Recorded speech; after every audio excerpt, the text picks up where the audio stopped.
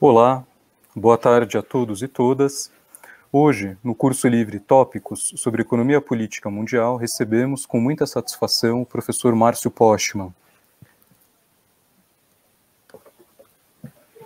Para a discussão do tema Economia Política Mundial e o Mundo do Trabalho. Mas antes de fato, começarmos, eu vou fazer uma apresentação inicial do professor Postman, e em seguida passo a palavra para ele. Eu gostaria de chamar a atenção, nesse primeiro momento, para o fato de que hoje, dia 13 de julho de 2021, segundo dados da OMS, há no mundo 186 milhões, mais de 186 milhões de casos confirmados da Covid-19, incluindo 4 milhões e 38 mil mortes. No Brasil, especificamente, hoje, em 13 de julho, temos, para além da ampla subnotificação conhecida, temos aproximadamente 19 milhões e 90 mil casos confirmados e 533.488 mortes. Eu chamo atenção para esses dados para manifestar o nosso pesar e a nossa indignação pela forma como a pandemia vem sendo enfrentada no Brasil. Para além desses dados bastante trágicos, eu apresento o nosso convidado de hoje, o professor Márcio Postman. O Postman, ele tem graduação em Ciências Econômicas pela Universidade Federal do Rio Grande do Sul. Ele fez o seu doutorado em Ciências Econômicas pela Universidade de Campinas. Ele foi secretário municipal do Desenvolvimento, Trabalho e Solidariedade da Prefeitura Municipal de São Paulo entre 2001 e 2004. Foi consultor da Organização Internacional do Trabalho. Ele foi presidente do Instituto de Pesquisa Econômica Aplicada, o IPEA, entre 2007 e 2012, e também presidiu a Fundação Perseu Abramo, entre 2012 e 2020. Atualmente, o professor Postman, ele é professor titular aposentado do Instituto de Economia da Unicamp, pesquisador sênior do Núcleo de Estudos Estratégicos em Desenvolvimento, Democracia e Sustentabilidade da Universidade Federal do ABC, UNIDES, e professor do Programa de Pós-Graduação em Economia Política Mundial da UFABC. Além disso, o Postman, ele é autor de muitos artigos e livros relevantes publicados tanto no Brasil como no exterior. E a sua experiência se concentra na área da economia social e do trabalho, atuando principalmente nos seguintes temas: desenvolvimento, políticas públicas e relações de trabalho. Postman, esse curso te recebe com muita satisfação. Mais uma vez, obrigado pelo seu interesse e pela sua disponibilidade. Esse curso, por fim, ele é um curso organizado pelo Programa de Pós-Graduação em Economia Política Mundial, da UFABC, pelo Bacharelado em Ciências Econômicas, que esse ano faz 10 anos, e essa é uma das atividades comemorativas dos 10 anos do BCE-UFABC.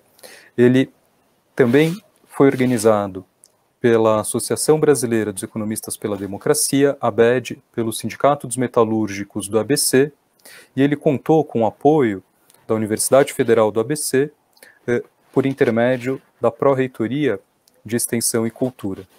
Tá? Postman, fica à vontade para fazer a sua exposição, e em seguida, ao final da sua exposição, a gente vai receber um conjunto de questões por intermédio do YouTube, então a gente continua esse bate-papo, essa interação com quem está aqui nos acompanhando. Obrigado, Postman.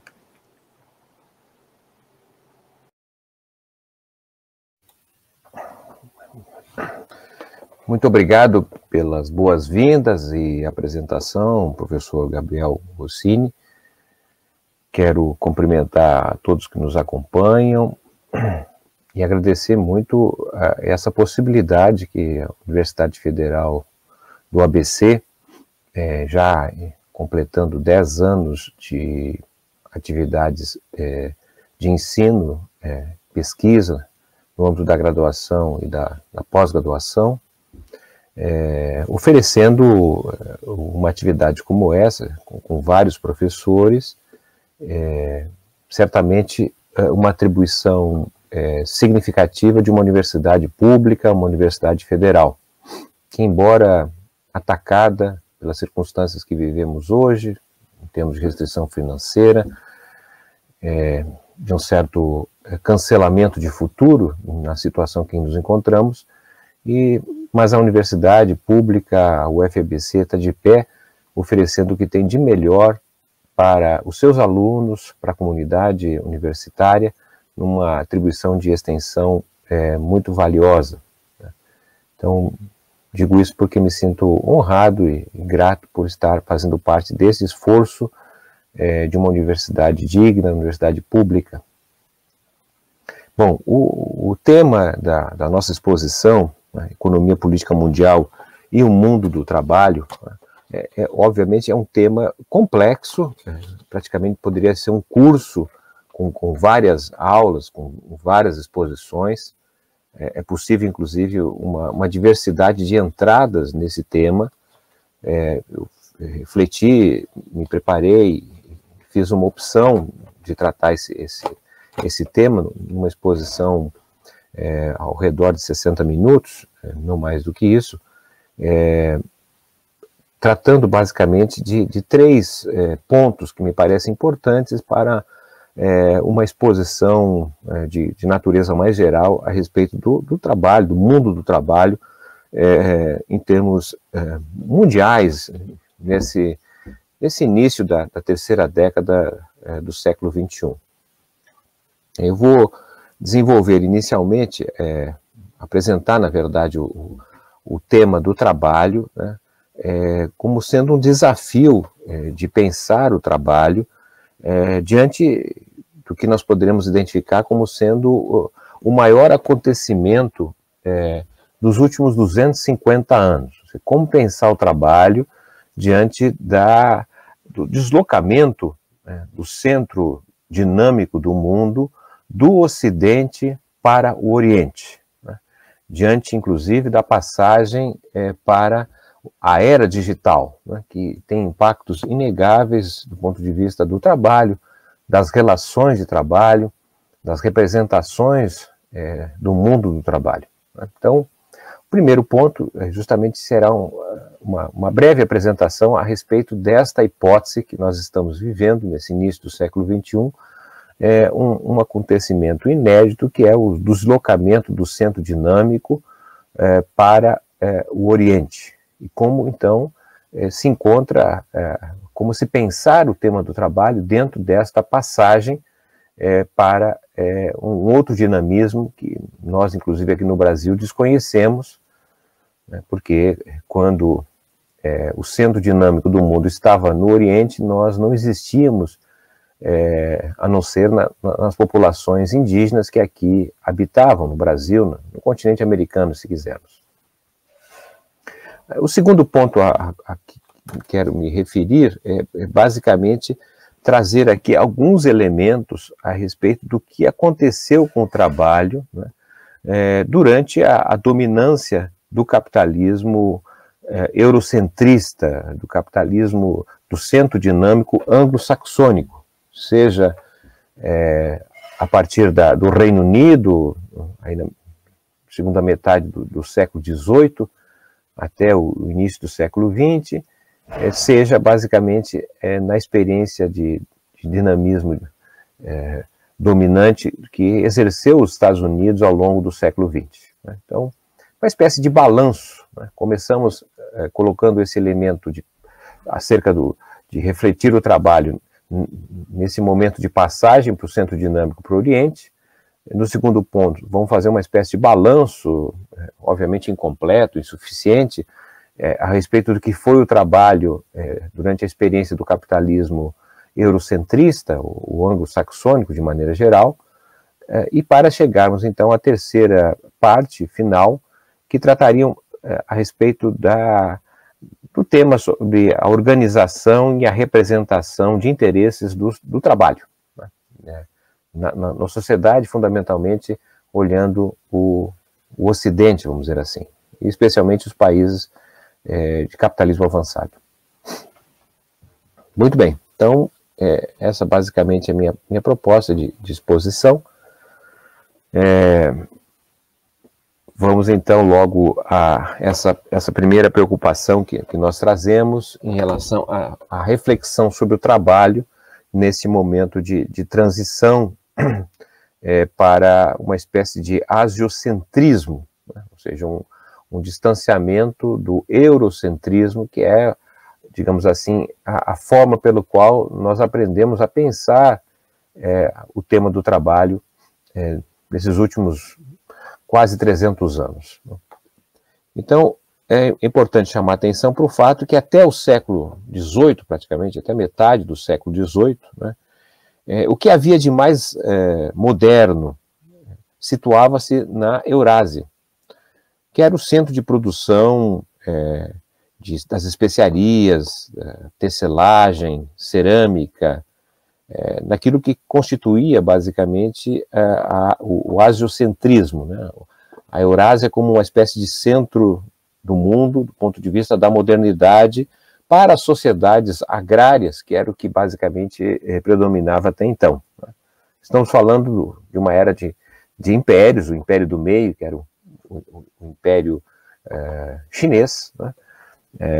O Império Islâmico, os Impérios Islâmicos e o Império Hindu, que são referências importantes do ponto de vista da organização populacional, gestão do território até então. A Eurásia, na verdade, compreendia uma economia muito mais forte e avançada quando comparada com a Europa, que vivia uma fase, até a metade do século XVIII, uma fase pré-moderna, vamos dizer assim. É inegável a admiração expressa por Marco Polo, né, diante das riquezas chinesas.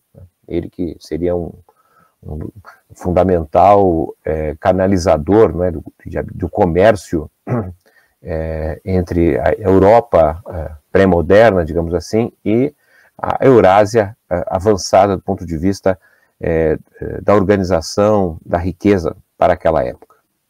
Também podemos destacar a importância dos iluministas que refletiram aquele momento, como o próprio Voltaire, né, que na sua luta contra privilégios e preconceitos da nobreza e da própria riqueza que emergia do feudalismo europeu, né, ele destaca a importância, no caso da Eurásia, especialmente da China, em relação à moral terrena, né, a ausência da religiosidade católica que retirava do homem, digamos assim, as possibilidades da decisão em torno do seu próprio futuro.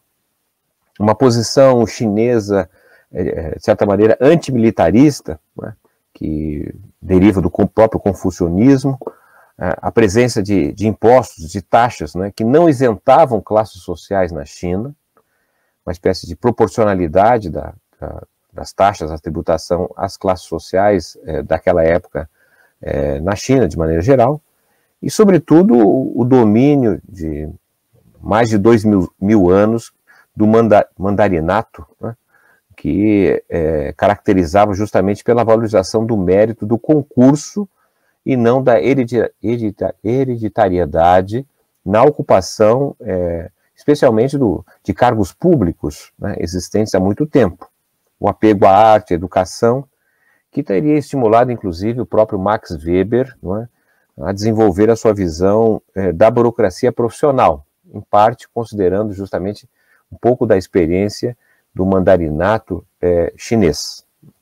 Em síntese, a Eurásia respondia por cerca de 2/3 do que poderia se identificar como riqueza, a partir da precificação que os historiadores econômicos vão produzir a respeito do passado, e não respondia por 40% da população, né, do mundo. Então, essa realidade, na verdade, vai ser modificada com a emergência do capitalismo no Reino Unido. Justamente a segunda metade do século XVIII, que é o ponto de deslocamento do asiocentrismo, vamos dizer assim, para o eurocentrismo. Ascensão do Ocidente, e basicamente aí nós temos fatos históricos muito importantes, atribuir responsabilidade por esse deslocamento, pelo menos duas revoluções muito importantes, que é a própria Revolução Industrial no Reino Unido, a partir de 1700, segunda metade do século XVIII, digamos assim, e a própria Revolução Francesa, né, que atua contra privilégios feudais, aristocráticos, religiosos, né, a separação do Estado da Igreja Católica, e a própria invenção da política, né, como uma espécie de luta de classes, né, em que é possível, portanto, alterar a ordem, a hierarquia, as classes sociais da sociedade, não mais sendo elas expressão da divindade, né? Então, a política emerge, sobretudo da Revolução Francesa, como uma definição, não é, da esquerda, da direita, portanto, da luta pela igualdade, pela defesa de interesses de determinados segmentos. Visão absolutamente importante que resulta das atividades de Montesquieu, né, que de certa maneira organiza o Estado na sociedade ocidental, né, a partir da separação, então, aí dos poderes, judiciário, executivo e legislativo, né, numa visão que fundamenta o eurocentrismo. Mais de 250 anos depois, né, o que nós temos hoje é, digamos assim, uma reascensão da Eurásia. Né. Desde 2013, né, com a instalação do projeto Nova Rota da Seda, né, capitaneado pela China, e envolvendo um conjunto grande de nações, cujas dimensões são econômicas, políticas, infraestrutura, né, de mobilidade terrestre e marítima, um grande investimento tecnológico que permitirá a integração produtiva, financeira e comercial num plano muito mais elevado do que fora, basicamente, o resultado do chamado Plano Marshall, né, que os Estados Unidos conduziram na reconstrução após a Segunda Grande Guerra Mundial. O Plano Marshall, de certa maneira, estabeleceu a rede de articulação e de interconexão direta dos Estados Unidos enquanto centro dinâmico do mundo. Nós estamos assistindo, na verdade, esse posicionamento da Eurásia, tendo a China com essa articulação e conexão com um conjunto de países, evidentemente, que abre uma perspectiva inegavelmente superior, eu diria assim, ao que nós vislumbramos no período anterior, né? Então, estamos tratando, portanto, de uma espécie de ascensão do asiocentrismo, do ponto de vista cultural, econômico, político, tecnológico, social, enfim, em várias frentes que, de certa maneira, caracterizam algo relativamente novo, sobre o qual não se tem grande conhecimento acumulado, pois o que se tem de conhecimento quando a Eurásia, digamos assim, era a principal centro da modernidade do mundo, né? Obviamente não havia capitalismo, estão falando ainda de uma sociedade com agrárias e com forte ênfase feudal, né? Então, é nesse contexto, portanto, inovador do deslocamento para a Eurásia que precisamos começar a pensar, então, a temática do trabalho, né? Que, infelizmente, parto da hipótese que é um tema que vem sendo trabalhado de uma forma apequenada pela literatura especializada do Ocidente. As interpretações, a teorização que nós temos, a literatura especializada sobre o trabalho, especialmente a partir da década de 1970, ela vem, de certa maneira, oferecendo um diagnóstico que reduz a importância e a complexidade do trabalho, partindo justamente da decadência do Fordismo, que foi a forma de organização da produção e do trabalho desde o início do século XX e sobretudo, a partir do final da Segunda Grande Guerra Mundial, né, vai caracterizar-se nos chamados 30 anos gloriosos do capitalismo, que teriam permitido, de forma muito concentrada em população e território, a combinação da democracia, o crescimento econômico e a distribuição de renda, de oportunidades, enfim, redução de desigualdades. Por quase 3 décadas, isso ganhou uma expressão inegável, importante, mas a que parece determinada, pontual no tempo. Né? E a decadência do Fordismo e a sucessão de organização do trabalho e produção, pós-Fordismo, toyotismo, entre outras possibilidades de interpretação, de certa maneira vão demarcando o esvaziamento do que foi a construção dos mercados internos de trabalho, pelo menos pelas grandes empresas, e que caracterizou, então, pela força e expressão da classe operária industrial, sobretudo nos empreendimentos de grande escala, resultados da segunda Revolução Industrial do final do século XIX, e esses mercados internos permitiram, portanto, uma expressão inequívoca de uma classe operária organizada em sindicatos, partidos, ao mesmo tempo que também se consolida uma classe média assalariada presente nos espaços burocráticos das empresas privadas, das empresas estatais e também no própria dimensão do Estado. Então isso deu um segmento inovador, uma classe média assalariada, com rendimentos vinculados ao salário, à venda da força de trabalho, mas com adicionais vinculados a metas de produção, com alguma apropriação de repartição de dividendos, de lucros, algo nesse sentido, que diferencia, portanto, da classe operária e das experiências que se tinha até então de organização do trabalho.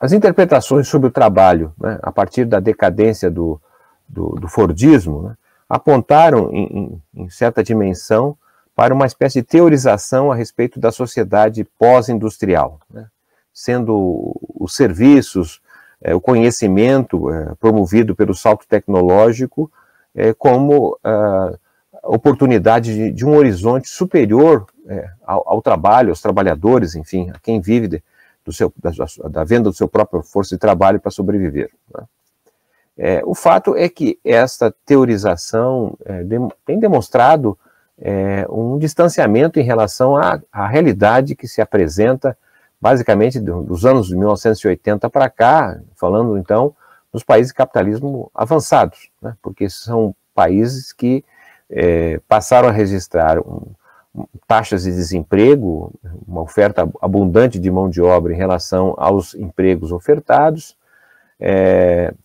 um descrédito do ponto de vista das instituições de representação de interesse dos trabalhadores. De maneira geral, as taxas de sindicalização declinaram, sendo as mais baixas comparáveis ao início do século XX ou final do século XIX, quando nasce o chamado novo sindicalismo de grande empresa, das empresas da segunda Revolução Industrial e Tecnológica, e, ao mesmo tempo, o descrédito de associações e de partidos políticos, sobretudo partidos de esquerda, partidos que tinham uma base social assentada no mundo do trabalho, né, sejam as diferentes versões ideológicas da social-democracia, do trabalhismo, da democracia cristã, socialistas, comunistas, enfim, uma série de vertentes partidárias que tinham uma centralidade no trabalho, mas o que aconteceu a partir da década de 80, sobretudo, foi interpretado como uma possibilidade de um novo patamar, um salto para a classe trabalhadora que, de certa maneira, não se verificou, e o que nós estamos vendo hoje é, de certa maneira, um rebaixamento das condições de trabalho de maneira geral. Né? Então, nós estamos diante desse maior acontecimento do século, desse início do século XXI, né? E o trabalho, portanto, emerge desta circunstância e não poderia ficar prisioneiro, na realidade, de análises vinculadas ao que está acontecendo no Ocidente. Né? Por quê? Porque o Ocidente, pelo que se vê até agora, já não de certa forma, uma visão de futuro predominante, tendo em vista que emergem com maior força, não é, as dimensões de um centralismo asiático ou Eurásia, né? Então, eu preciso, obviamente, tentar entender de que maneira o trabalho no Ocidente, né, por não ser uma variável independente, está sofrendo resultados, os impactos desse deslocamento em termos internacionais, né? Então, quais seriam as perspectivas que se abririam? Eu levantei aqui 4 possibilidades de reflexão. Obviamente, isso aqui é uma exposição de abertura, uma linha de pesquisa a ser enfrentada nos seus vários pontos, né? Então, um dos primeiros pontos em relação ao que seria o tema do trabalho nessa perspectiva de transição estaria basicamente na relação entre as grandes corporações transnacionais e o poder do Estado de tributar e estabelecer regras distributivas e de convivência que não seja a estrutura monopolista. Porque o que nós temos visto, basicamente nesses últimos 30 anos, tem sido um crescimento do poder das grandes corporações transnacionais, impondo, sem muita resistência, de parte dos estados nacionais, os seus próprios interesses, né? Ao contrário do Ocidente, né, em importantes países do Oriente, a força do Estado segue importantíssima, assim como a dos partidos políticos, ou do partido político, no caso chinês, né, que completou agora 100 anos, inclusive nesse ano, em conexão direta com a centralidade do trabalho. Então, o que nós estamos vendo, de certa maneira, é uma globalização conduzida por grandes corporações transnacionais que passam a ter um faturamento superior a muitos países, e, em grande medida, mudanças têm sido feitas de forma geral, mas, no caso, estamos tratando do tema do trabalho. Segundo a OIT, nós tivemos mais de 130 reformas trabalhistas nesse século, né? E, em grande medida, reformas trabalhistas pressionadas, orientadas pelo interesse das grandes corporações transnacionais. No caso brasileiro, inclusive, parte da justificativa para se fazer a reforma trabalhista de 2017 era que, se nós não alterássemos a forma contratual aqui no Brasil, se não reorganizássemos os direitos sociais e trabalhistas, as empresas estrangeiras teriam muito mais interesse em ir para outros países cujos o custo do trabalho, as condições de contratação seriam inferiores, né? Para que manter, sob esse argumento, é claro, manter um emprego aqui no Brasil, quando, para quem tem registro formal, né, as férias ocupam aí um mês, enquanto no Paraguai as férias não ultrapassam 2 semanas. Esse tipo de argumento foi, de certa maneira, motivando mudanças que flexibilizaram formas de contratação dos trabalhadores, retiraram seus direitos, né, e explica, em grande medida, o problema da pobreza, da desigualdade, da fome, que vai se estabelecendo como decorrência desta subordinação, né, dos estados no Ocidente ao poder da grande corporação, né. Um diferencial, portanto, em relação ao Oriente, eu estou falando aqui de maneira geral, é a importância que segue tendo o Estado em não aceitar o próprio neoliberalismo e a globalização de forma tão expressa como nós verificamos mais no Ocidente. Um segundo ponto que parece também importante levantar aqui como possibilidade de reflexão está relacionado à situação do tempo da vida em relação ao tempo de trabalho e não trabalho, né? Assim, alguns dados para se refletir, está relacionado ao fato que, em 1900, de maneira geral, né, se comprometia mais de 2/3 do tempo de vida dos trabalhadores comprometidos com o trabalho pela sobrevivência, mais de 2/3, ou seja, tinha 1/3 basicamente de trabalho livre, que não estava conectado pela necessidade da sobrevivência. nós estamos falando em 1900, cuja expectativa média de vida da população no mundo estava ao redor de 30 anos. Né? 100 anos depois, no ano 2000, a expectativa média de vida do mundo está acima de 60 anos, e, em geral, não é, o tempo de vida comprometido com o trabalho alcança menos de 50% do tempo de vida, ou seja, aumentou o tempo chamado tempo livre, que obviamente não é somente tempo livre, há uma burocratização da vida urbana, sobretudo, necessidades de fazer compra, levar filho na escola, enfim, burocracias que, de certa maneira, não representam necessariamente o tempo livre, mas, de certa maneira, não estão relacionados ao trabalho pela sobrevivência. Né? Isso tem a ver, obviamente, com a passagem das antigas sociedades agrárias, né, em que as pessoas trabalhavam onde moravam. Em geral, iniciava-se o trabalho a partir dos 5, 6 anos de idade, já em casa, as crianças ajudando nas lidas domésticas, o irmão mais velho, de certa forma, cuidando do irmão mais novo, não tem creche. As mulheres que viviam ao redor de 30 anos tinham 10, 15 filhos. Dizer, obviamente que havia uma cooperação, uma integração na família para a própria reprodução, para a atividade de cuidados, mas também, e com o passar do tempo, filhos de 5, 6 anos de idade também vão se integrando na atividade para além da casa, né, atividade mais da agropecuária, porque nós estamos falando de uma sociedade que não tem escola, não tem o tempo de estudo, como compreendemos que é praticamente um fenômeno das sociedades industriais.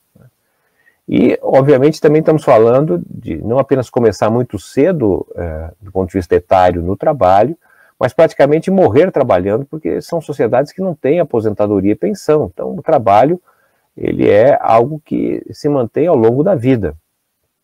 Um trabalho cuja jornada é muito prolongada, né? Jornada que se inicia, em geral, quando o sol aparece, né? e se encerra na agropecuária quando o sol se põe.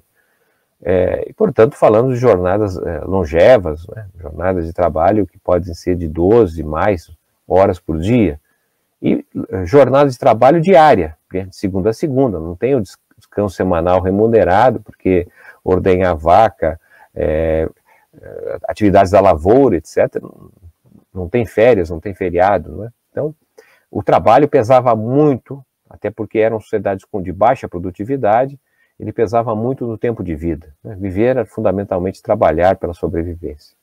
100 anos depois, a população urbana é majoritária, vivem em cidades, e nas cidades, como sabemos, há uma divisão, digamos assim, entre tempo de trabalho e não trabalho, na medida em que crianças, né, pelo menos aqueles que têm até 14 anos de idade, em geral, não é, estão proibidos de trabalhar, é o período de estudo, é o período da inatividade, muitas vezes financiada com recurso público. E após a conclusão dessa faixa etária, o ingresso, então, no mercado de trabalho, mas aí com jornadas relativamente menores, em geral, não é, quando o trabalho é regulamentado com férias, feriados, né? Então, e com saída do mercado de trabalho após 30, 35 anos ou um pouco mais de contribuição, lhe dará o direito de viver sem trabalhar como um aposentado, como um pensionista. Tudo isso vai permitir, portanto, que o tempo de trabalho se reduza em relação ao tempo de vida. Né? Até porque também estamos falando pelo fato de ter aumentado a expectativa média de vida. Então essa é uma questão importante, há estimativas, portanto, que nós deveremos ter continuidade do aumento da expectativa média de vida, né? A estimativa é que para o ano 2100, por exemplo, possivelmente a população no mundo terá uma expectativa média de vida, se não tiver mais pandemia, etc., mas a projeção levaria a uma expectativa média de vida ao redor de 80 anos de idade. Portanto, essa questão do tempo de trabalho e tempo de vida está colocado novamente, a luta que se instaura pela redução do tempo de trabalho, tendo em vista o salto tecnológico, que suprime pós-trabalhos e assim por diante. Ao mesmo tempo, é importante também relacionar o que diz respeito à pressão demográfica. Nós estamos entrando numa fase, já estamos diante de uma fase em que há uma queda na taxa de fecundidade feminina e se presencia justamente um encolhimento do crescimento populacional, né? Se a gente comparar o ano de 1900 com o ano 2000, por exemplo, né, em 1900 nós tínhamos 1 bilhão e 650 mil, 1 bilhão 650 milhões de habitantes estimados no mundo. Fomos para o ano 2000 com 6 bilhões e 70 milhões de habitantes, ou seja, em 100 anos nós tivemos um aumento de 4,4 bilhões de pessoas no planeta, o que equivaleu mais ou menos a uma incorporação anual de 44 milhões de pessoas. Cada ano, 44 milhões de pessoas, não é? Eram acrescidos na população mundial. Não é? Bem, segundo os demógrafos, especialmente de parte da ONU, que trabalham com esses grandes números, estimam que até o ano de 2060 nós teremos ainda aumento populacional, mas a partir de 2060 entraremos numa fase de redução absoluta do número de habitantes, porque possivelmente, segundo essas estimativas, nós teremos mais pessoas morrendo do que pessoas nascendo. Então a gente sairia no ano 2000, né, de 6 bilhões de habitantes para chegar a quase 10 bilhões de habitantes em 2064 e terminarmos o ano de 2100 com 8,9 bilhões, né, de habitantes. Então, se a gente compara a estimativa para o ano 2100 com a do ano 2000, nós teríamos um acréscimo de 2,8 bilhões de habitantes. Quase pouco mais da metade do que foi o acréscimo populacional no século passado. Se no século passado nós tivemos cerca de 44 milhões de pessoas ingressando anualmente, nesse século o acréscimo seria de 28 milhões de habitantes. Tudo isso para dizer que, obviamente, o impacto, a pressão por emprego, por ocupação, é muito menor do que aquela que se vislumbrou no século passado, né? É claro que tem um fenômeno que é o que associa-se à expectativa maior do tempo de vida, então isso obviamente tem também que ser considerado. A concentração na população urbana, destacamos anteriormente, é um fato que possivelmente não será alterado.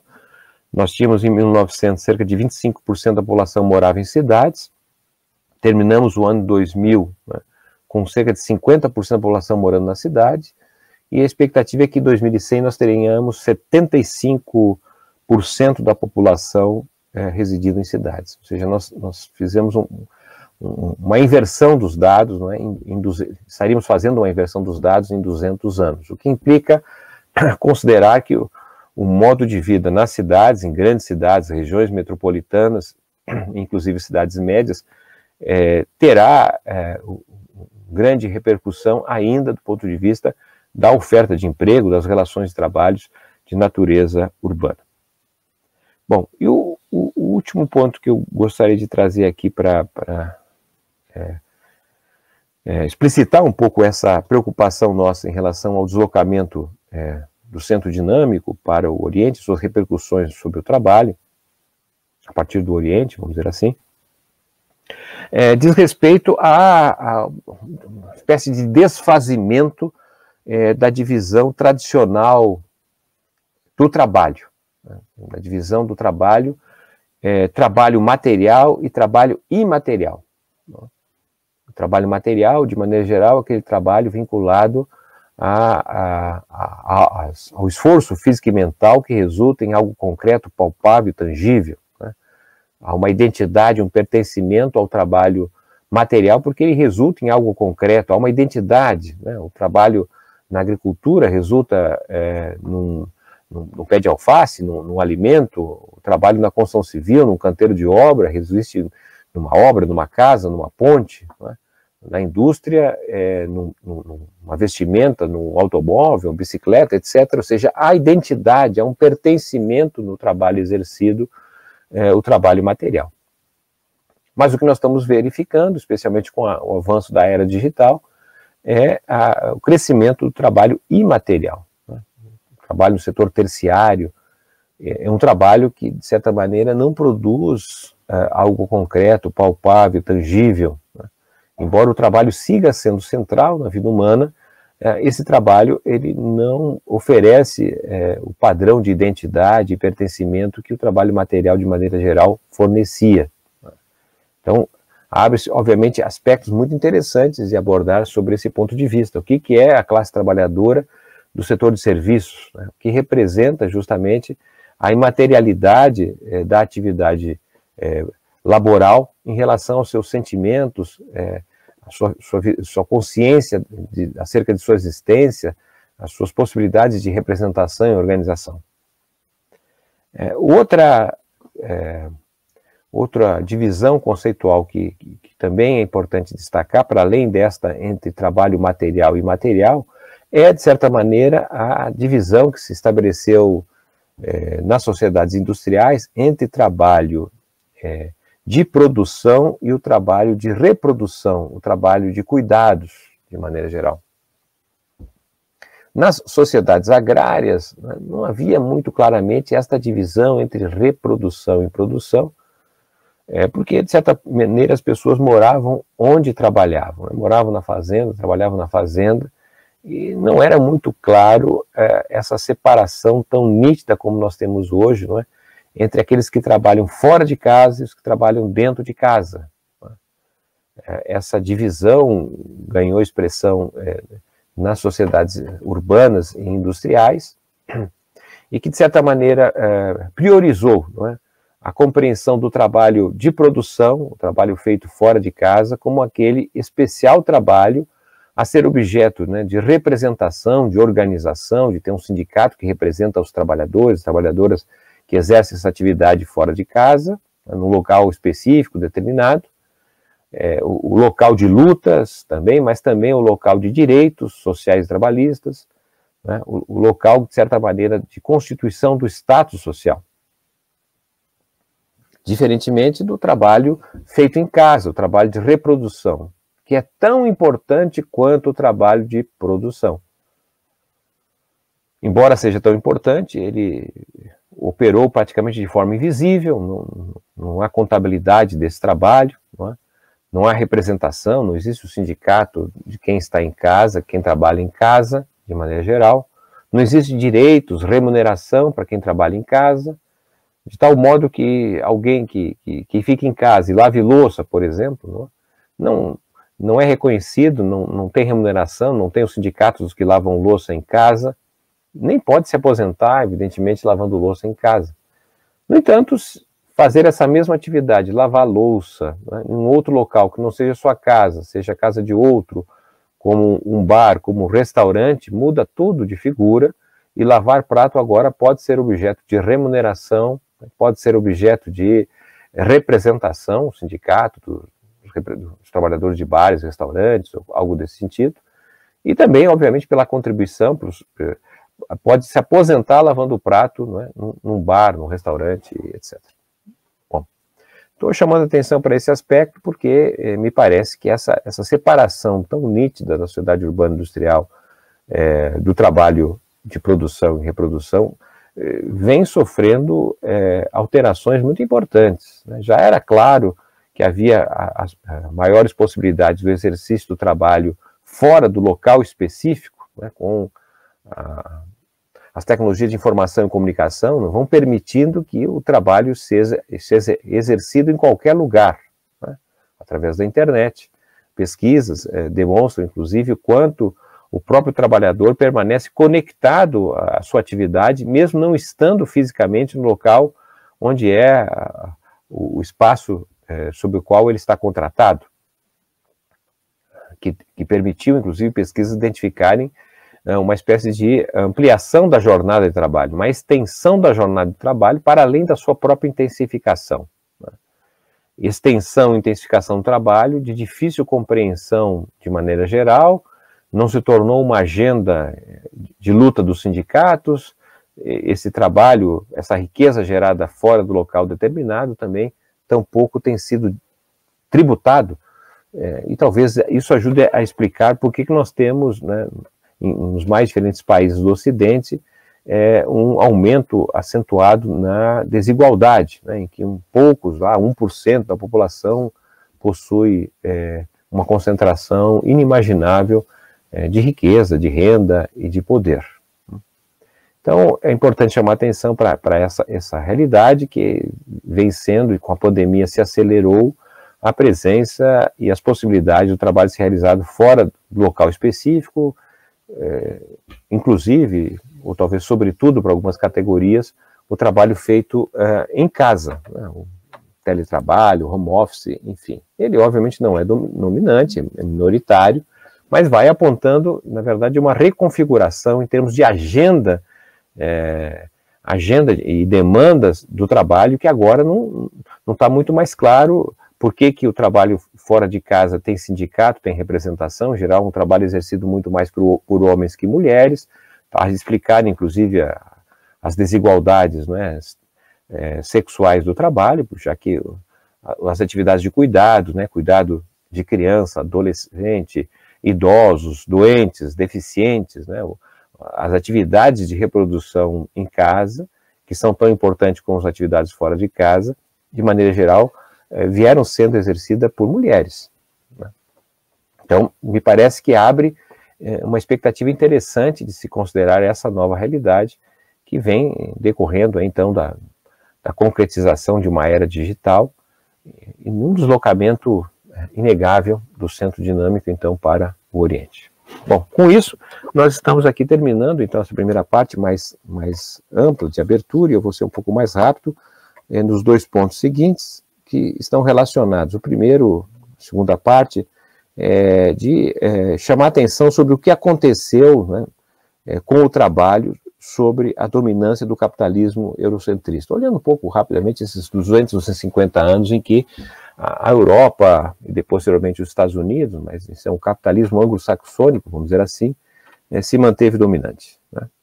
O que aconteceu de relevante nesses 250 anos? Primeiro, eu diria assim, a formação do sistema mundo, né, que não existia até então. O sistema mundo compreendido por um centro dinâmico que articula, que desenha, que configura a sua própria periferia, né, os territórios satélites desse centro dinâmico. Como centro dinâmico, se identificaria justamente aquele que conteria simultaneamente pelo menos 3 características fundamentais, né? Para ser centro dinâmico do capitalismo, pressupõe ter moeda de curso internacional, moeda reconhecida internacionalmente, usada para trocas, né? Usada para reserva de valor, usada para unidade de conta. As 3 funções básicas da moeda, que estariam, então, a caracterizar um país, um território do centro dinâmico, ter moeda de curso internacional. A segunda característica está relacionada à sua capacidade de produção e difusão tecnológica, o sistema produtivo, não é, que se sustenta a partir da competição e, sobretudo, a inovação tecnológica, sua difusão. E, por fim, a terceira característica associada ao poder das armas, né? As Forças Armadas, na sua possibilidade de impor, não é, pela força, pela violência, toda vez que a diplomacia se mostrasse ineficaz ou insuficiente, né? Esses 3 componentes reunidos permitiram ao Reino Unido, um conjunto de ilhas que tinha menos de 20 milhões de habitantes lá na metade do século XVIII, se converter no centro dinâmico do mundo, não é? E ser responsável pelo deslocamento, do ponto de vista do dinamismo anteriormente assentado na Eurásia, para a Europa. E isso consagra, na verdade, a constituição desse sistema mundo, a hierarquia do sistema mundo capitalista, especialmente a partir do final, né, da guerra de Waterloo, a derrota dos franceses em 1815, e que vai permitir praticamente até a Primeira Grande Guerra Mundial, até 1914, uma dominância jamais vista por um império, o Império Britânico, ao qual se dizia que era um império que o sol jamais se punha, tendo em vista a sua extensão territorial. Quando o sol aparecia num lugar, estava se pondo no outro e vice-versa. A Inglaterra, durante esse período, aí, basicamente entre 1815 e 1914, né, é o centro dinâmico do mundo, especialmente do Ocidente, e ele organiza a periferia. O que é a periferia para a Inglaterra? É aquela parte que vai comprar produtos manufaturados e vai vender, vai exportar produtos primários. Por quê? Porque a Inglaterra, de maneira geral, é um país superavitário no seu comércio externo de bens manufaturados e é deficitário na importação de matéria-prima, produtos primários. Então, a periferia que resulta da Inglaterra, de maneira geral, vai ser uma periferia muito mais concentrada na produção e exportação de bens primários. Sobre essa condição que o Brasil se insere no capitalismo ao final do próprio século XIX.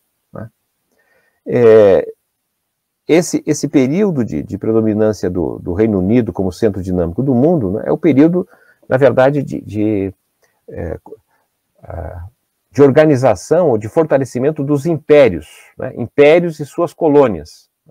O sistema interestatal de estados nacionais que não mais submetem a decisão da Igreja Católica, que é um evento importantíssimo das relações internacionais, que acontece em 1648, na Paz de Westfália, depois de 30 anos da guerra, a Guerra dos 30 Anos, de 1618 a 1648, se constitui, portanto, um elemento básico que provém, inclusive, da reforma protestante, e que joga por terra o papel que a Igreja Católica exercia até então como uma espécie de cartório de terras, riquezas e ocupação do mundo, e o centro das decisões das relações internacionais. A Igreja Católica perde esse papel, e se monta, a partir de então, de 1648, um sistema interestatal. Não havia mais do que 6 estados nacionais ali nesse período do final do século XVII. Se chega ao final da Segunda Grande Guerra Mundial, a reunião de Bretton Woods, que organiza, digamos assim, o sistema econômico capitalista a partir do final da Segunda Grande Guerra Mundial, tem presente 44 países. Então, houve aí, o sistema interestatal cresceu, em alguma medida, com o processo de independência na América, várias colônias se transformam em países independentes, mas nós tínhamos 44 países e que ainda o mundo era organizado e respondido por grandes impérios.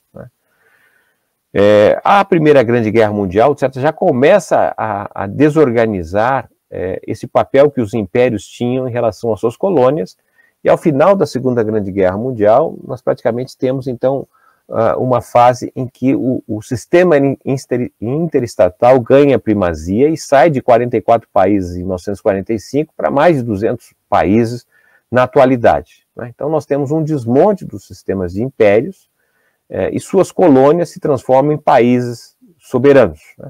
Isso, basicamente, demarca a mudança do hegemon, a mudança da hegemonia do Reino Unido para a hegemonia dos Estados Unidos, após 2 grandes batalhas sangrentas, a Primeira e a Segunda Grande Guerra Mundial, para se definir quem seria a sucessão da Inglaterra. E, como sabemos, a Alemanha perde as 2 grandes guerras, os Estados Unidos emergem, então, como o grande hegemon do mundo capitalista, já que estamos diante da presença da União Soviética, da Guerra Fria, e, de certa maneira, há uma reorganização, portanto, da periferia capitalista com os Estados Unidos, olhando basicamente o Ocidente, justamente pelo fato que o centro dinâmico dos Estados Unidos agora é superavitário, tanto na produção de manufatura quanto na produção de bens primários, matérias-primas. Eles produzem de tudo.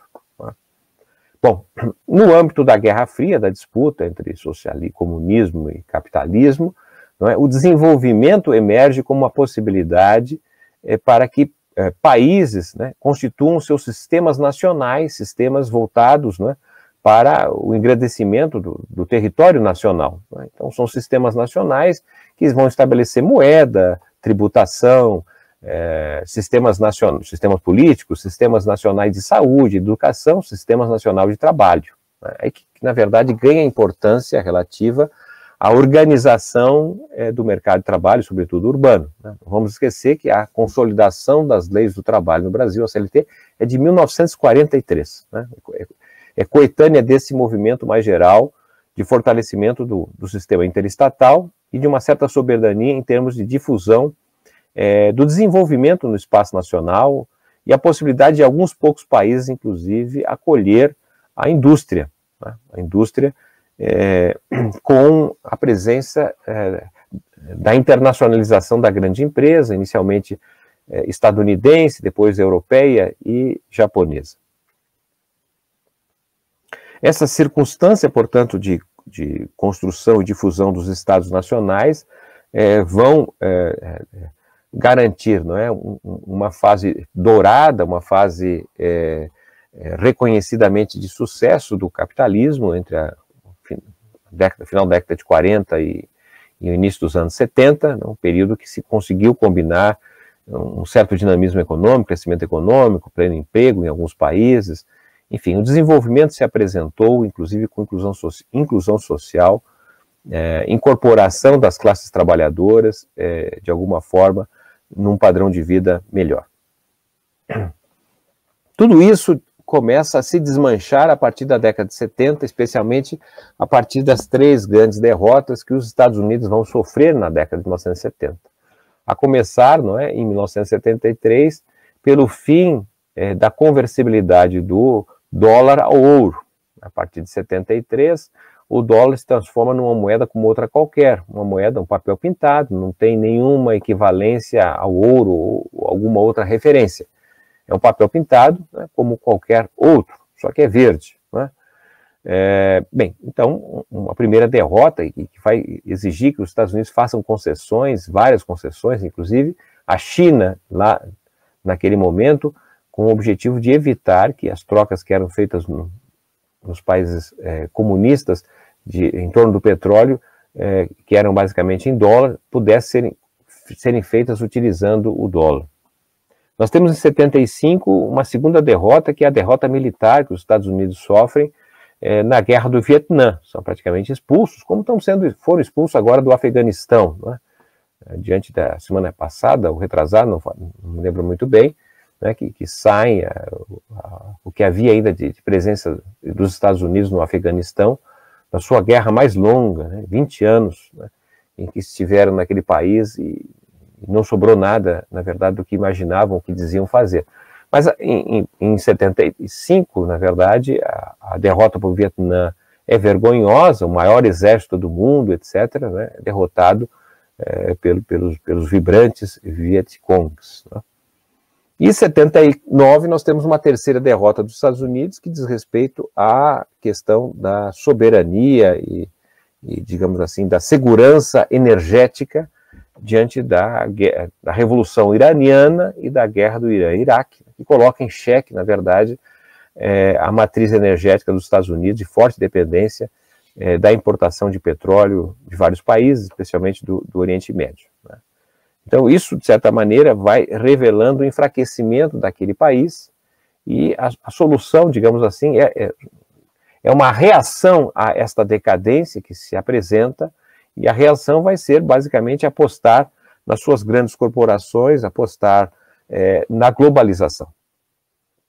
E, no fundo, o objetivo é a constituição, então, de uma agenda neoliberal cosmopolita, e cujo centro se dará em torno dos Estados Unidos, uma tentativa de construção do império estadunidense, e que parece ficar claro na medida em que o adversário, né, a União das Repúblicas Socialistas Soviéticas, cai, se desmorona em 1991, e tornando basicamente os Estados Unidos como um império mundial. Né?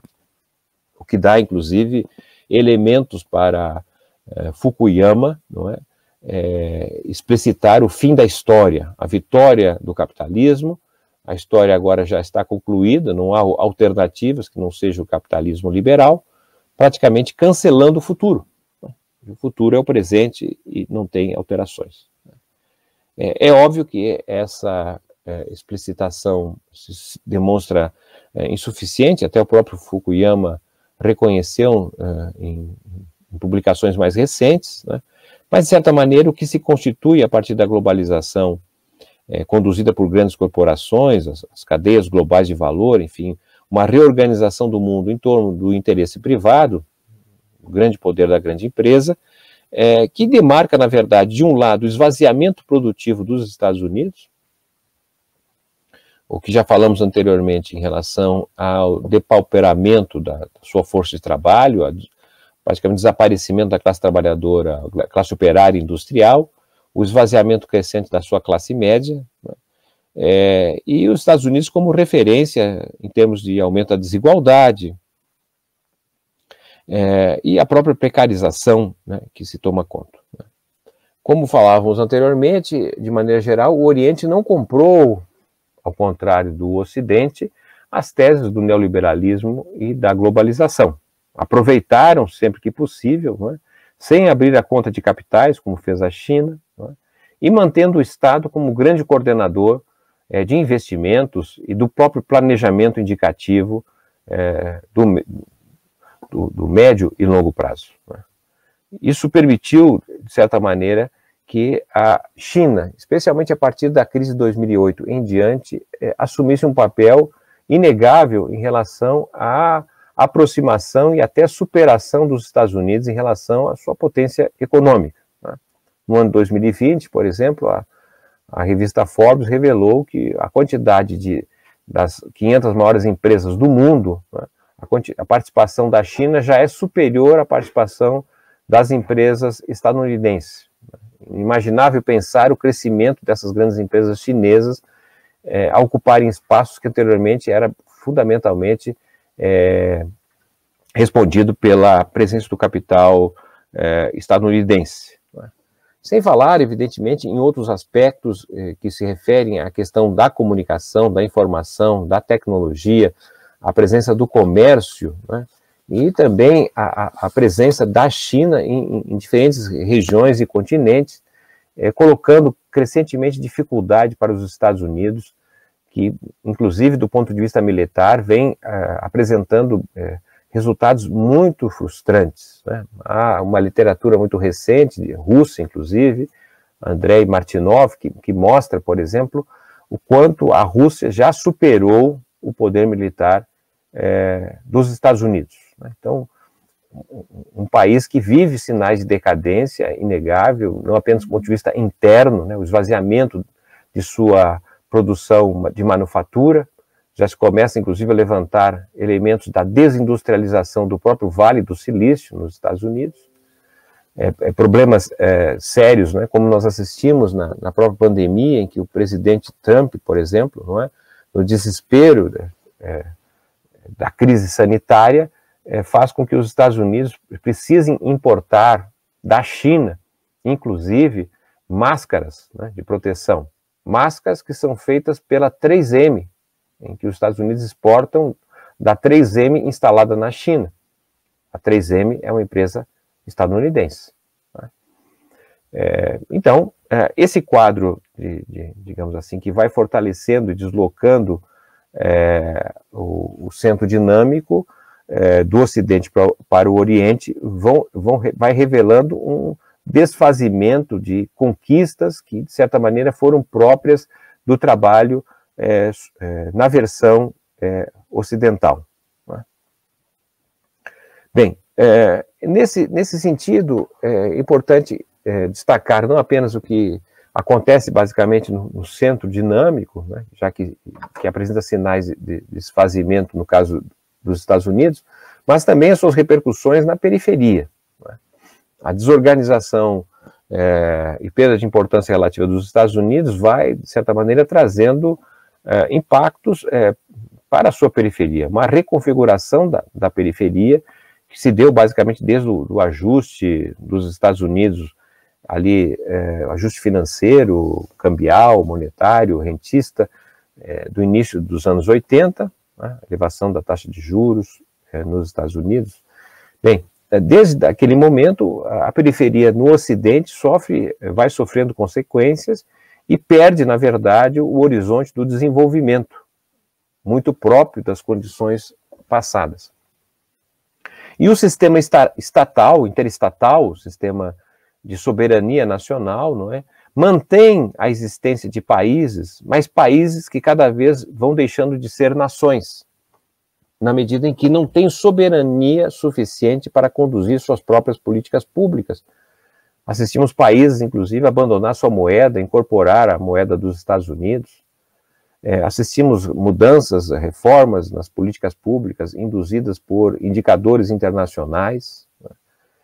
Bem, essa alteração foi muito forte, especialmente na América, Sul-América, América Latina especialmente, que eram países que tinham conseguido levar mais avante seus projetos de industrialização e sofrem um ataque significativo na medida em que avançam na globalização, de forma de uma inserção muito passiva e subordinada, e vão perdendo, portanto, sua base industrial, diante de um setor primário pouco empregador, e vão convivendo justamente com uma espécie de inchamento do setor terciário, dos serviços, né? A ocupação que se generaliza são ocupações vinculadas ao setor de serviços, em grande medida serviços que têm pouco a ver com a atividade econômica e mais a ver com a concentração da renda, a renda dos ricos, né?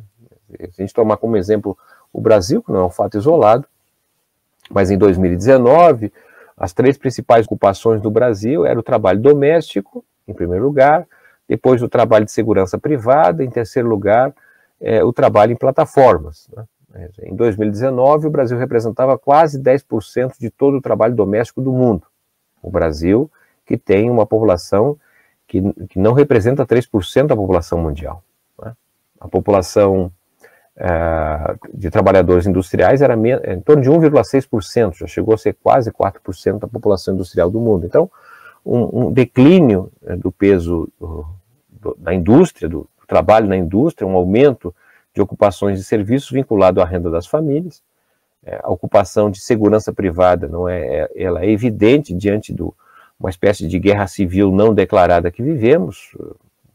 Nós tivemos, desde 1980 a 2020, cerca de 1.800.000 pessoas que foram assassinadas no Brasil. A estimativa mais recente é que o Brasil responde por mais de 13% do total dos homicídios praticados no mundo. Pelo menos os dados oficiais apontam para isso, né? E o trabalho de plataforma que ganhou grande expressão no período mais recente, né? Que é basicamente um trabalho de entregas, em grande medida, entregas para as famílias, né? Então, estamos aqui falando de uma dinâmica, um inchamento do setor de serviços, sem grande dinâmica na atividade produtiva e muito mais vinculadas às possibilidades de sobrevivência num quadro de decadência do Ocidente diante do Oriente. Bom, aqui para o final mesmo, o terceiro item, agora então é mais telegráfico em relação à questão da organização e representação dos interesses do trabalho, né? Basicamente, do deslocamento do Oriente para o Ocidente, uns 250 anos atrás, o que se assistiu foi um esvaziamento do papel da Igreja Católica, né? E um leve crescimento da presença do fanatismo religioso, né? Geralmente, as tentativas de acomodação da sociedade, oferecendo como uma interpretação da vida, vida mundana, né? Como uma espécie de sofrimento que revelaria um mundo pós-morte melhor, né? Então, uma acomodação ao quadro existente de sofrimento, de exploração, né? Ou até mesmo nas modalidades mais recentes, né? Seria possível, na verdade, melhorar a vida através do esforço individual e não pelo conflito, não pela organização. A teologia aí da prosperidade, né? Individualmente você pode melhorar, não pelo confronto, não pela organização. Mas nós temos, diante do esvaziamento do papel da Igreja Católica, sobretudo, uma ascensão da visão que parte justamente das possibilidades de melhora da situação do trabalho no capitalismo ocidental através do conflito, né? E nós tivemos, basicamente, uma experiência original no Ocidente, que foi o surgimento dos sindicatos, ainda no capitalismo concorrencial inglês, né? Do anarcossindicalismo, né? Tentativa de organização dos trabalhadores, mas especialmente os trabalhadores mais qualificados, os trabalhadores que tinham ofício, e essas entidades eram entidades basicamente de atividades gerais, né? Nós estamos falando do anarcossindicalismo, em que as entidades tinham uma atividade vinculada, por exemplo, à educação, né? Haviam as escolas de arte e ofício que formavam os trabalhadores para o trabalho mais qualificado, e essa formação era dada em função das necessidades da demanda patronal em geral. Se havia pouca demanda, se formava menos gente, um certo controle sobre a oferta de trabalho para evitar que os salários decrescessem diante da concorrência. Esses sindicatos anarquistas cuidavam também de uma espécie de seguridade social, de saúde, recolhiam um fundo de ajuda mútua que servia para atender situações de doenças profissionais, de desemprego, de morte, de invalidez. Esses sindicatos também eram uma espécie de instituições culturais, não haviam saraus, defesa da cultura operária. Eram entidades de lutas também, organizavam os trabalhadores de forma política, e eram sindicatos que não negociavam com os patrões, porque partiam do pressuposto que o lucro era roubo. O lucro seria aquela parte do trabalho realizado e não entregue aos trabalhadores, né? Então, esses sindicatos contra o lucro, portanto, partiam do pressuposto não para negociar com os ladrões, que eram o que eles entendiam os patrões, mas justamente para ocupar, para fazer a cogestão do local, pois não havia necessidade de empresários dentro dessa perspectiva. O capitalismo monopolista, especialmente na transição da Inglaterra para os Estados Unidos como grande hegemon, dá, na verdade, a oportunidade de surgimento de uma outra forma de organização para alguns, os sindicatos industriais, sindicatos, o novo sindicalismo, de maneira geral, os sindicatos especializados na atividade tão somente laboral, né? Então, o chamado novo sindicalismo é um sindicalismo mais de caráter reformista e não revolucionário, é uma instituição, em geral, especializada no atendimento das condições, relações de trabalho, já que as atribuições de educação, de saúde, de cultura, de representação política, seria justamente de outra instituição especializada, os partidos políticos. Em grande medida, em vários países há uma espécie de partidarização de sindicatos, sindicatos que ajudam a formar partidos. A experiência concreta do Trade Union Congress, né, da Central Sindical Inglesa, que constitui o Partido Trabalhista Inglês, né? Então, essa relação, mas os sindicatos, na verdade, não dão conta de grandes dimensões da vida e basicamente assentados na questão do trabalho, no emprego, propriamente dito, né? Desempregado não faz parte da atuação do sindicato, é o trabalhador ocupado. O lucro não é mais um roubo, o lucro, tá certo, é basicamente o emprego de amanhã. Sem lucro, as condições de negociação entre sindicato e patrões são mais difíceis, sem lucro não tem investimento, não tendo investimento não terá emprego amanhã, né? Então o papel também do sindicato é de gerir, de administrar esse ambiente de trabalho, buscando uma redução de conflitos, embora não signifique o desaparecimento de greves e de lutas importantíssimas feitas pelos sindicatos, mas é de certa maneira uma atuação diferente daquela que vinha da primeira experiência do anarcossindicalismo, né? Essa experiência, digamos assim, de organização, ela é muito própria do trabalho material, né? Do trabalho de algo concreto, palpável e tangível, que dá pertencimento e identidade.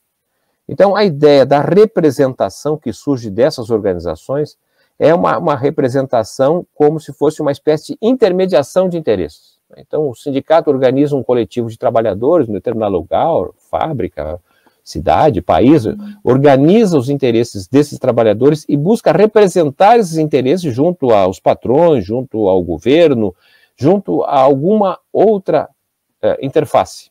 Então, a ideia da representação política, representação sindical, como uma intermediação de interesses organizados.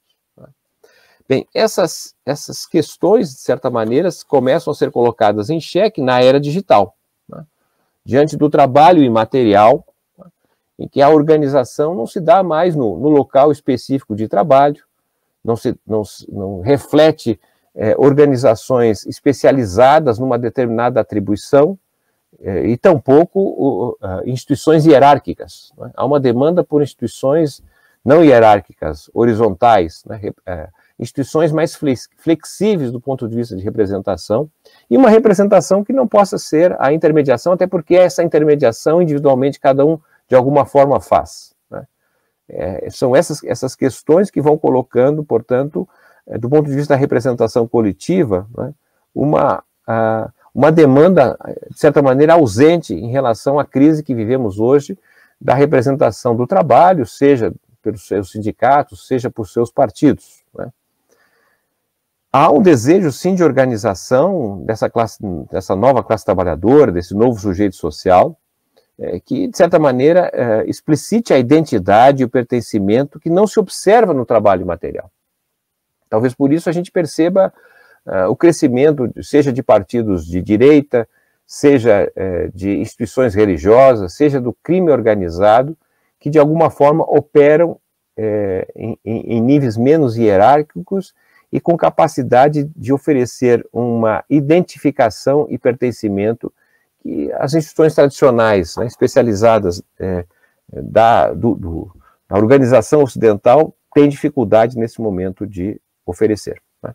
Bom, com isso eu consegui aqui apresentar o que eu havia selecionado como um painel geral, né, para buscar compreender a questão do trabalho, né, no mundo, nos dias de hoje, partindo da identificação de que nós estamos diante, né, de um deslocamento do centro dinâmico para o Oriente. Isso impõe muitas implicações para o trabalho, certamente como nós pensávamos o trabalho a partir do Ocidente, um balanço do que foi a experiência do trabalho, né, esses quase 250 anos aí de hegemonia do capitalismo ocidental, e por fim as questões vinculadas à representação, à atuação sindical, que de certa maneira segue sendo importante, decisiva, mas que se questiona certamente a forma de representação, de atuação tal como existente nos dias de hoje. Eu vou ficar por aqui, queria devolver a palavra ao professor Gabriel. Professor Márcio, muito obrigado, foi excelente a sua exposição, ela trouxe uma série de elementos para a nossa reflexão e abre, na verdade, ou contribui para a abertura de novas agendas de pesquisa. Então, muito obrigado. Recebemos uma série de questões que eu começo a dividir com você agora, e eu te pergunto, você acha mais interessante fazermos blocos, talvez de 3 questões, ou passarmos questão por questão? Eu acho que talvez seja melhor blocos, né? Eu acho que sim, acho que os blocos. Então eu divido a questão encaminhada pelo Hélio, né? O Hélio nos diz: boa tarde, gostaria de saber do professor Márcio Postman qual sua visão para as novas bases do desenvolvimento econômico e social no pós-crise pandêmica. A Arlete, ela não faz uma pergunta, mas ela faz o seguinte comentário: um aspecto pouco dito, os empresários não queriam mais contribuir com os 8,5% para a Previdência Social. O Vinícius Bastos pergunta: professor Postman, ocorre, no momento, um indicativo de ciclo progressista na economia estadunidense com New Deal, né, com Green New Deal proposto pelo atual presidente. Isso pode mudar a tendência de flexibilização trabalhista no primeiro mundo? E aí, para concluirmos esse terceiro bloco, eu divido a questão levantada pelo Leonardo. Leonardo nos diz: professor, o Jaime Osório afirma que as classes sociais são a categoria que articula, ou a classe social é a categoria que articula a economia e a política. Na sua leitura, quem é o principal agente da sociedade? As classes sociais ou o Estado?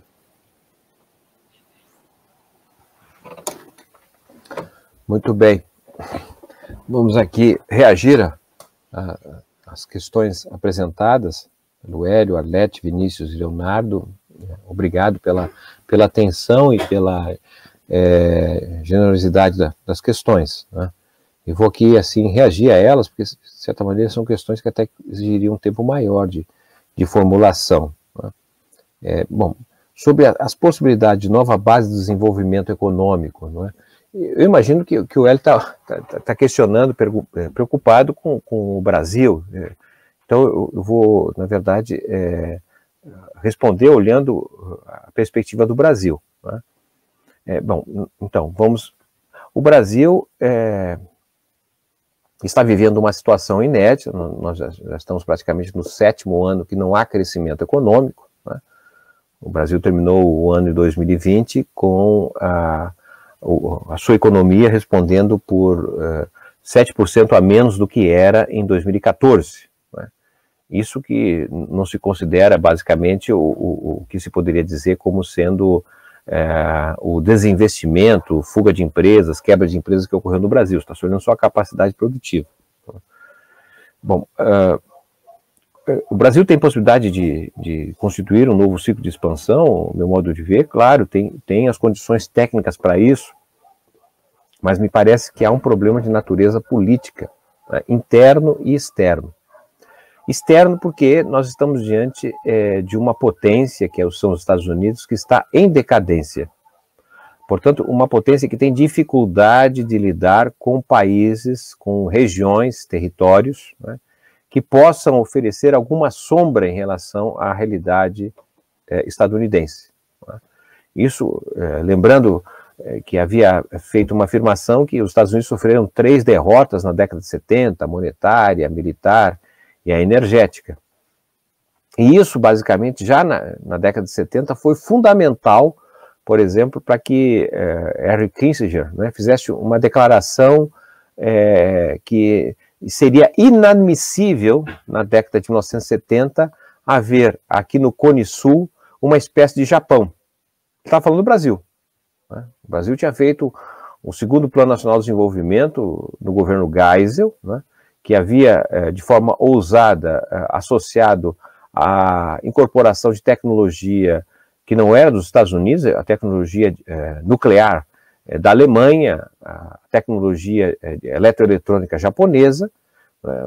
O Brasil já era a 8ª economia do mundo, havia, na verdade, fortes indicações de que nós teríamos uma base produtiva que começava a emparelhar com a dos Estados Unidos, né, e nós sofremos um tombo.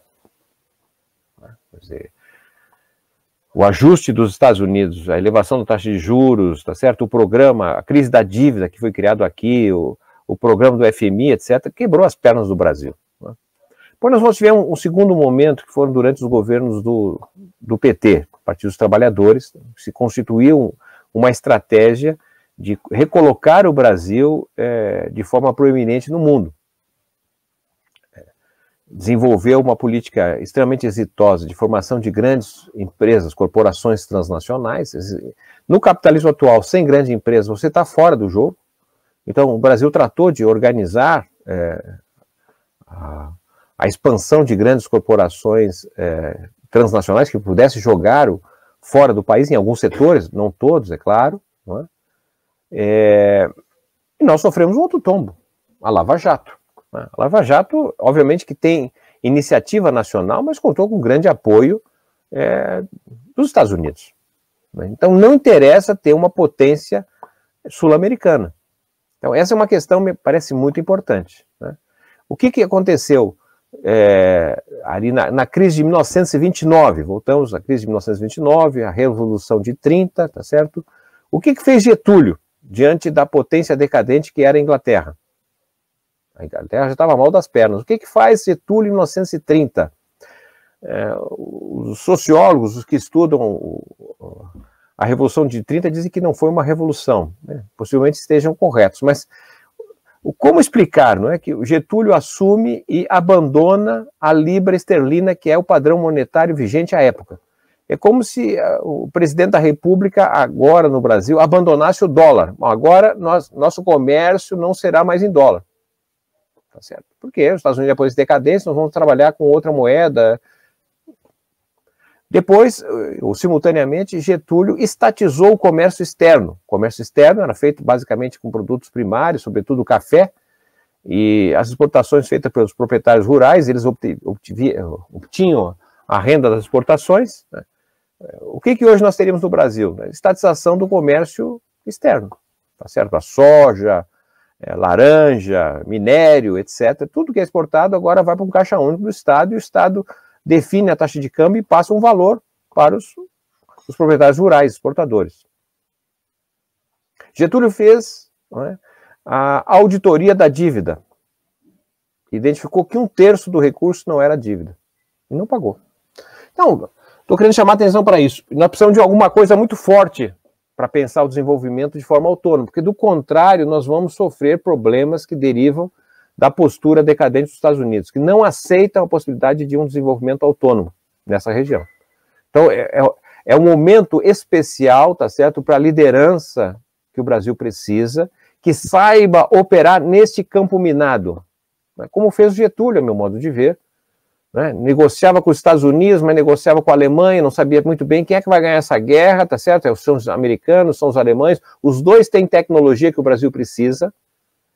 E lá em 41, se não falha a memória, não é, Getúlio assina então um acordo com os americanos que precisam da base territorial do Natal para abastecer seus aviões, mas o Brasil cede e ingressa na Segunda Grande Guerra em 1942, desde que se compartilhe tecnologia para a industrialização nacional. E a partir daí que o Brasil monta suas indústrias de base, a Fábrica Nacional de Motores, a FNB, não é, a primeira montadora brasileira, a construção da Companhia Alcalis, né, que é a nossa indústria química, a Companhia Siderúrgica Nacional, a Companhia Vale do Rio Doce, tudo isso foi produto de tecnologia que veio para os Estados Unidos a partir da questão da guerra, dessa negociação fundamental, né? Então, estamos vivendo um mundo polarizado, mas também a oportunidade, digamos assim, para a gente construir as bases mais sólidas de um desenvolvimento sustentável. A Arlete pergunta a relação aos empresários que não querem contribuir com os 8,5% do Previdente. Então, os empresários não querem contribuir. Há uma mudança substancial, né, no capitalismo brasileiro nesses últimos 40 anos, que basicamente se desestruturou, né, as duas principais classes sociais foram desestruturadas do capitalismo brasileiro, né? A primeira é a burguesia industrial. O Brasil tinha uma burguesia industrial, Antônio Hermílio de Moraes, gente séria, podiam não gostar, mas enfim, eram brasileiros que tinham uma visão do país, né? Esses industriais, né, submetidos à política dominante neoliberal, o que fizeram? Uma parte vendeu as suas indústrias, pegou o recurso e aplica no sistema financeiro e virou sócio dos juros. Quanto mais alto os juros, melhor para eles. Portanto, eles são sócios dos juros, não querem juros baixos. Uma parte importante da ex-burguesia industrial. Outros industriais permaneceram proprietários, empresários, tá certo? Mas viraram, na verdade, comerciantes, porque ao invés de produzir internamente, passaram a importar, sobretudo da China, produtos e montar aqui internamente. Logo, né, como é o comércio em qualquer lugar do mundo, o objetivo é comprar barato e vender caro. E o que significa dizer que essa banda de empresários industriais, né, que virou comerciante, defende, se apega à valorização do dólar, a valorização do real, desculpe, né, a elevação da taxa de câmbio. Então, obviamente, alta taxa de juros e câmbio valorizado são instrumentos muito difíceis, né, de permitir a produção interna. E é nesse sentido que o que sobra de burguesia é, na verdade, a expropriação do trabalho, redução de custos, né, de todas as formas e, sobretudo, o custo do trabalho. Então, natural que seja assim, porque o ambiente de produção, o ambiente competitivo no Brasil é muito desfavorável para quem precisa produzir de forma séria, decente, competitiva e com produtividade. A questão do governo Biden, que o Vinícius levanta, o ciclo progressista nos Estados Unidos, né? Bom, vamos aguardar um pouquinho mais, porque o que está acontecendo nos Estados Unidos, não sabemos muito bem se tem, de certa maneira, sustentabilidade, né? As medidas que o Biden tomou, uma parte delas, na verdade, já vinham sendo tomadas desde o governo do Bush filho, né? Que é essa ideia, concepção da teoria monetária moderna, não é que os estados nacionais podem emitir moeda nacional sem lastro, isso não é problema, o Estado não quebra, porque ele emite moeda, então não levaria a uma insolvência. O problema, o parâmetro da emissão monetária para sustentar as atividades do Estado estaria dado pela inflação, né? Até quando a inflação elevar, então, obviamente, essa teoria monetária moderna tenderia a apontar limites, né?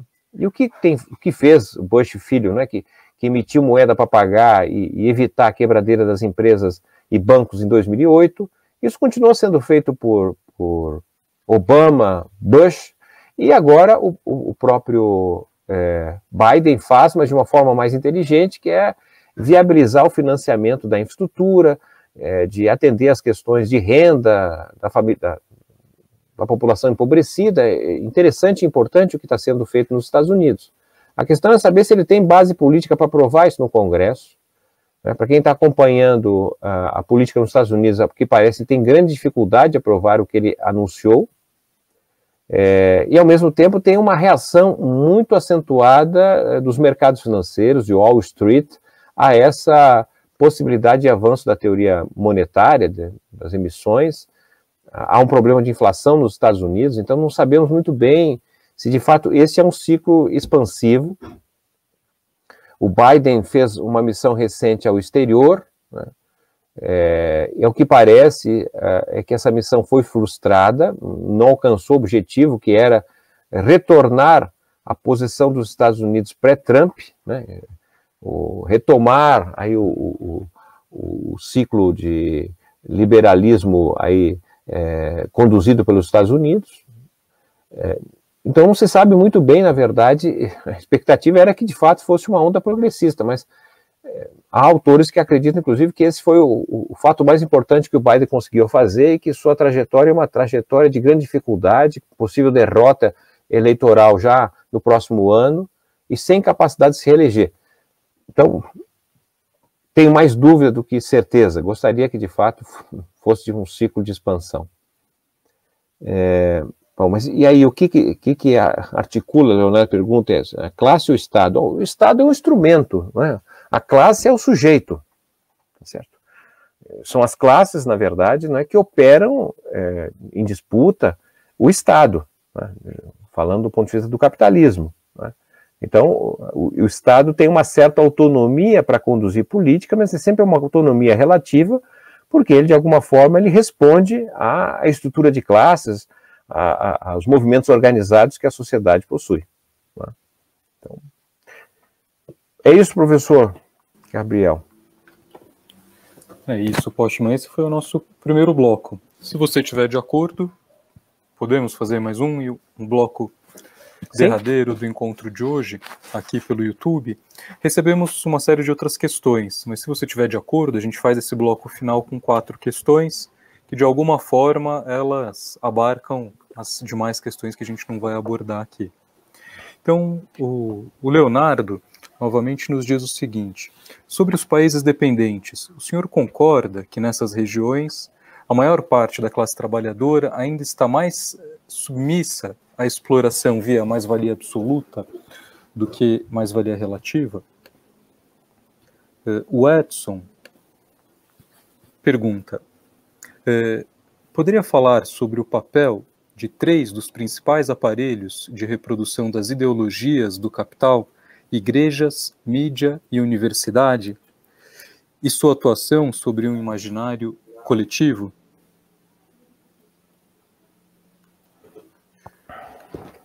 E por fim, a Beatriz...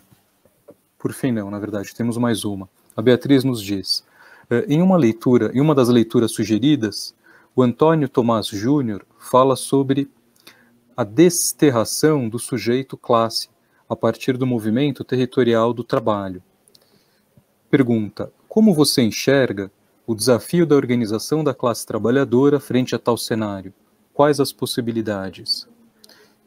E agora sim, por fim, a Gina pergunta o seguinte: é possível falar em configurações ou reconfigurações da divisão internacional do trabalho? Muito bom. Muito qualificado aí os colegas que estão nos acompanhando. Muito obrigado aí pelas instigantes questões.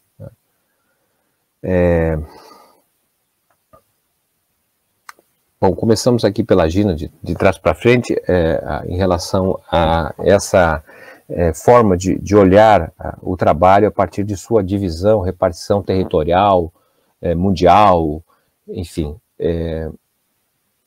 Como tratamos anteriormente, o centro dinâmico, ou seja, o sistema economia-mundo, o sistema capitalista, ele opera através da existência de um centro e de regiões periféricas, satélites, e basicamente a configuração desta relação entre o centro e suas periferias é dada pela própria constituição desse centro, né? Então a Inglaterra, como falávamos anteriormente, ela era o grande produtor, quase um monopólio por longo tempo de produção de manufatura, mas tinha enorme dificuldade de produtos primários.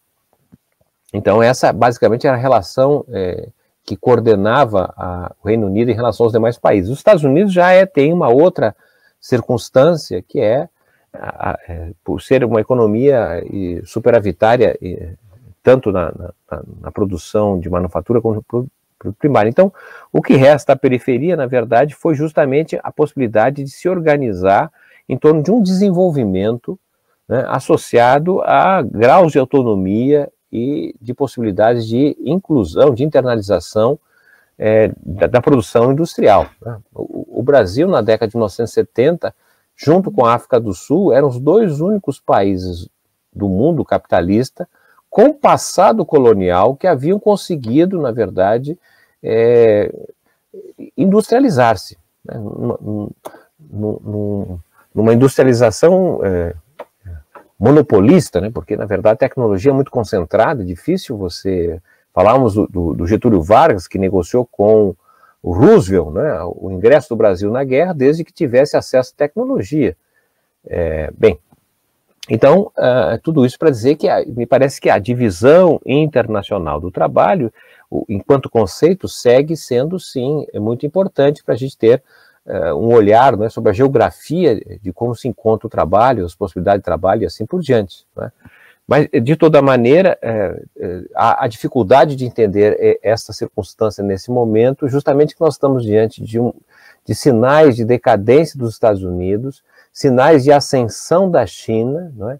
De deslocamento do dinamismo do Oriente para o Ocidente. Então, qual é a divisão precisa? É difícil se falar de forma coerente, até porque, digamos assim, aquilo que anteriormente era visto como subdesenvolvimento, né, Celso Furtado, outros autores brasileiros trataram disso, o subdesenvolvimento como uma representação da periferia, e não um estágio, né, uma etapa para chegar ao desenvolvimento, mas uma condição imposta pela forma com que o território, o país se insere nesse sistema hierárquico que é o capitalismo.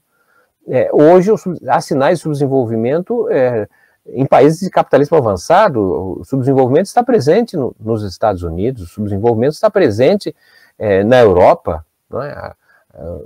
A Califórnia, por exemplo, né? Los Angeles, com a quantidade de moradores de rua, a pobreza emergindo, a desigualdade, são sinais de subdesenvolvimento que a gente não pode esquecer, digamos assim, de se referir. Por isso que a minha dificuldade de dar precisão em relação à questão que há uma reconfiguração da divisão, eu não tenho dúvida, mas talvez tenhamos que esperar um pouco mais para poder ter uma visão mais precisa. A Beatriz, em relação à questão dos desafios da organização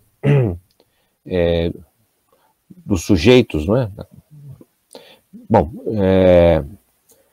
o que me parece importante, de certa maneira, não é possível imaginar, não é, as possibilidades políticas, não é? Entendendo, eu sigo, de certa maneira, essa visão, não é, que a Revolução Francesa coloca a política, não é, como a luta de classes, dos interesses organizados, tá certo, para obter resultados que lhes sejam interessantes e sejam úteis.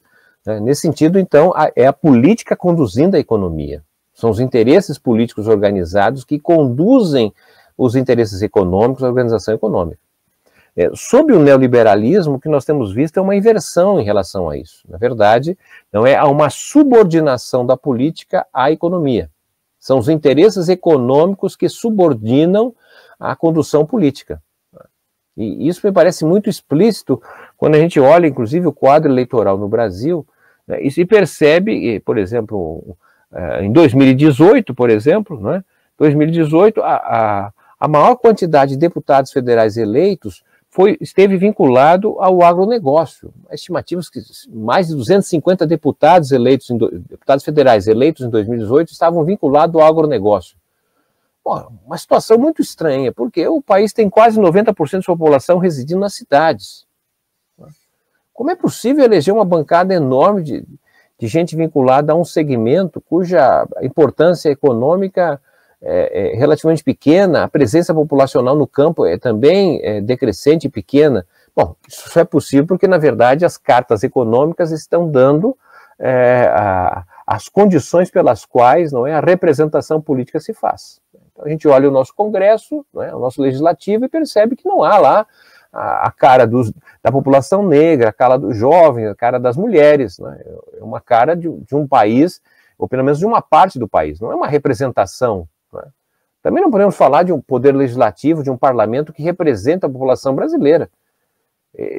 Na verdade, os nossos parlamentares se transformaram em gestores de recursos públicos, orçamentários.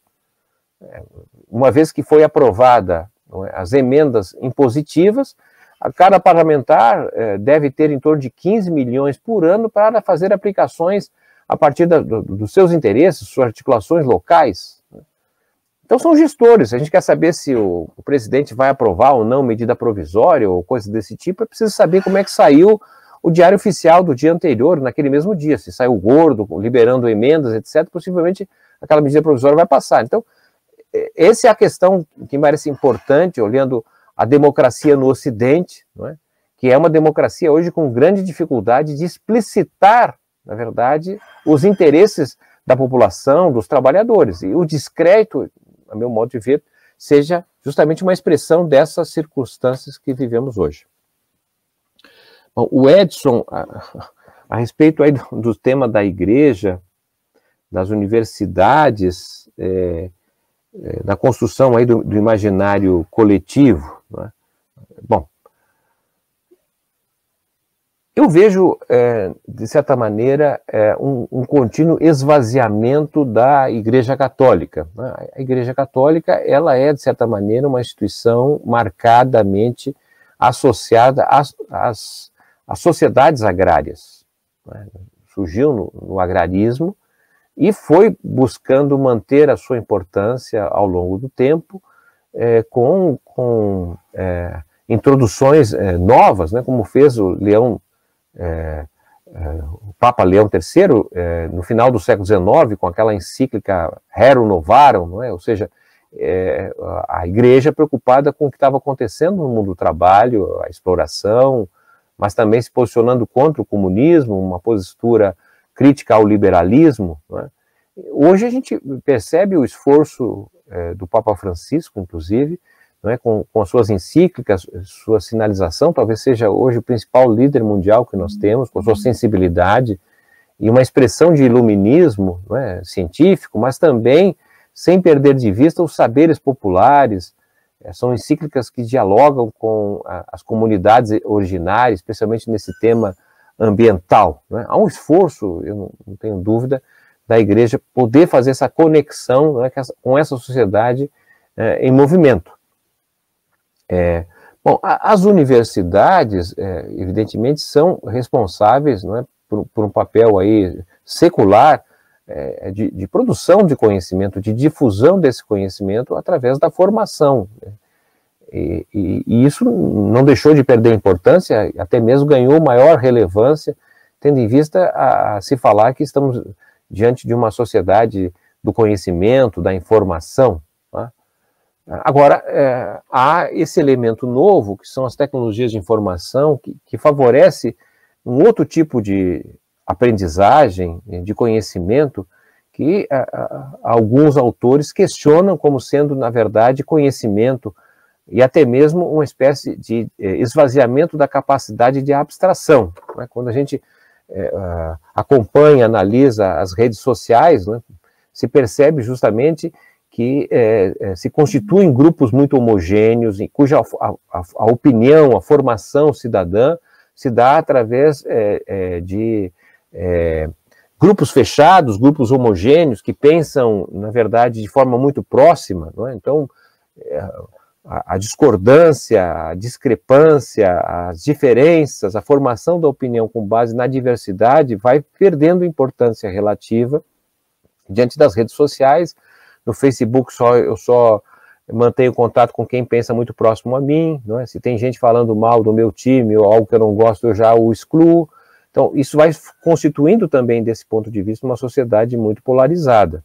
Né? E, ao mesmo tempo, o que se percebe também que há algo que se aproxima ao Aldo Huxley, naquele seu livro maravilhoso, O Mundo Novo, né, que ele compreendia o mundo novo como sendo um espaço em que o tempo livre, o tempo de entretenimento, né, estaria sendo cada vez mais utilizado por inutilidades, né, que as possibilidades da leitura, do aprofundamento do conhecimento, etc., estaria sendo substituído por ocupação do tempo fútil. Né?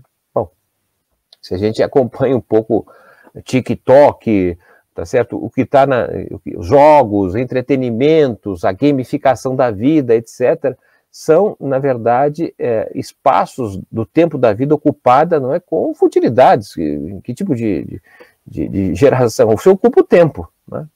Assim como se ocupa o tempo em programas de televisão que qualidade tem, não é? Programas de auditório, BBB, etc. Eles ocupam o seu tempo, você se entrete, ocupa o seu tempo, mas que resultado do ponto de vista engrandecimento humano produz? Ao mesmo tempo, também a questão do uso crescente de remédios, a medicação, não é? O problema da depressão, etc. Tudo isso são sinais, não é, de um certo mal-estar. Né? E igrejas também vão ocupando esse espaço, os pastores, etc. Então, me parece que essa é uma questão muito interessante de se